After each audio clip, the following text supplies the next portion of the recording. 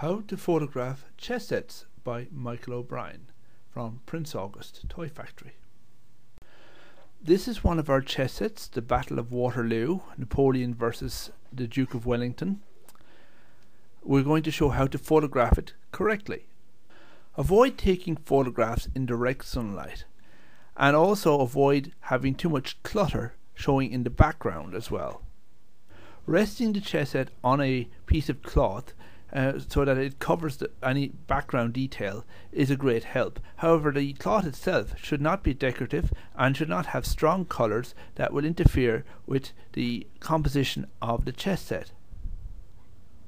I used for my studio a three-sided box on wheels, and I've draped a dark blue cloth inside. The cloth is plain and it will work perfectly as a backdrop for my photograph. Now that the studio is ready, it's important to work on the composition that you're going to photograph. You need to position the chess set or the multiple figures in a particular position that will show them off and allow the maximum detail to be displayed.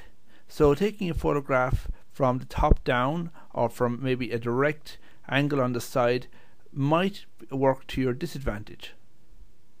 Do not use flash, especially if you have a dark background behind your image, as it causes too much of a contrast and results in some of the detail being bleached out, while others end up being too dark. Always try to use a tripod or some stabilizing mechanism, and also a timer, which can be used in most modern cameras when taking a photograph. This sharpens the image significantly and avoids blur. You can see the difference between the left side with no tripod and the right side taken with a tripod. Try to turn off macro function on your digital camera when photographing a large chess set. While it is very useful for highlighting certain areas of a chess set, taking the entire chess set will result in sections of it being blurry, as the camera will begin to focus on one or two of the figures rather than the entire 32 pieces.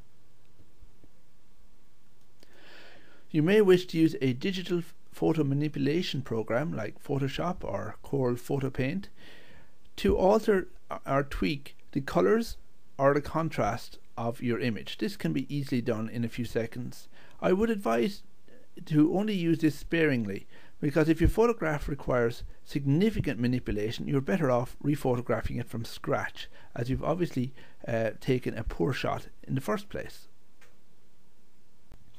I'm using Corel Photo Paint to adjust the saturation of the image by a very small percent, by about 6 points, to allow the colours to be a little richer than they were originally photographed. When you are happy with your photograph, you can start trimming down the areas that are not that important to better focus on the key aspects of the photograph, the chess pieces themselves. Here I have used a mask program to draw a rectangle around the chess pieces and screen out the parts of the blue background and even parts of the chessboard that are not my priority. I can then copy and paste the part left exposed as a new image. And this is the final photograph of the Battle of Waterloo chess set. It's in focus, it has no distractions, and I think shows off the chess set at its best angle. Now for a brief recap on important points. Do not photograph in direct, strong sunlight. Use cloud cover or diffuse natural light. Avoid using decorative backdrops. Try to use plain, non-shiny cloth or a white backdrop.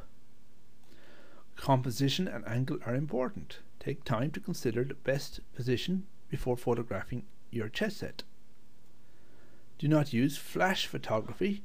Try to take your photographs in natural light to avoid the need for flash. Use a tripod and a timer to photograph your chess set. This avoids shake and blur. Do not use a macro function for large amounts of figures, as it will result in some figures being out of focus. Enhance your photograph digitally, slightly if needed. Otherwise, rephotograph your image again.